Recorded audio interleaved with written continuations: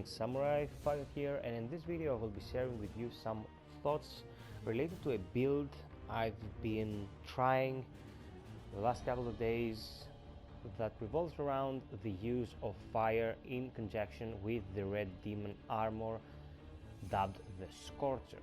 So my initial idea was to utilize the red demon set's 5-piece close combat attack when enemy scorched to improve the damage numbers of a build that wouldn't rely too heavily on guardian spirits but would benefit from their special attacks using a guardian spirit talisman or a moment talisman in order to apply the scorch effect and then yield the 33% damage increase whilst the enemy was burning. So I ran a few missions above 300 level. Right now I'm 340.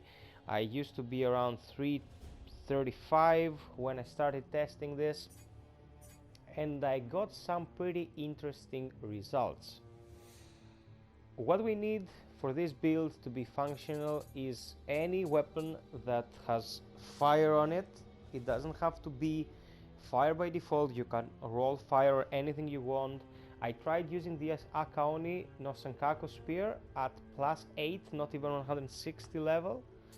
I used the Siranui 160 +10. With this I was able to get some insane numbers, but it really didn't matter that much because the blade spin perk right now is very powerful. If you manage to get your health low to get the critical proc as well, this weapon was intended for a critical build, you get insane numbers and you don't even need to utilize any specific strategies, which is something I don't really appreciate about this game. I love Neo. I rate it close to a 10 due to how technical it is and how well worked out, but the ability to spam living weapon builds and destroy the opposition really subtracts something from my thoughts on the game. So you need fire damage, as much fire damage you can get fire damage on both of your ranged weapons. Get the Ogress mask here to have fire damage as well, increased by 20%.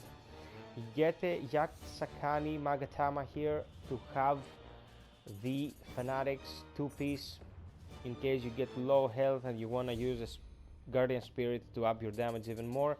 And here I have this Magatama equipped, but I actually want this fan that gives me +13% fire.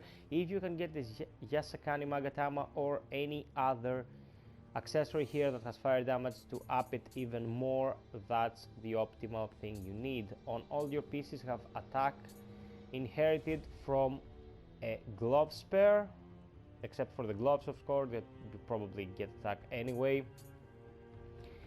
And that's the basis. Attack on everything, fire whenever you can apply it. So let's get on with some gameplay and I'm gonna explain as we go along.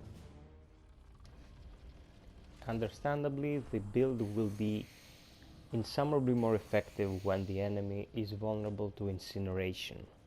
The Onryoki here went down pretty fast without usage of living weapon.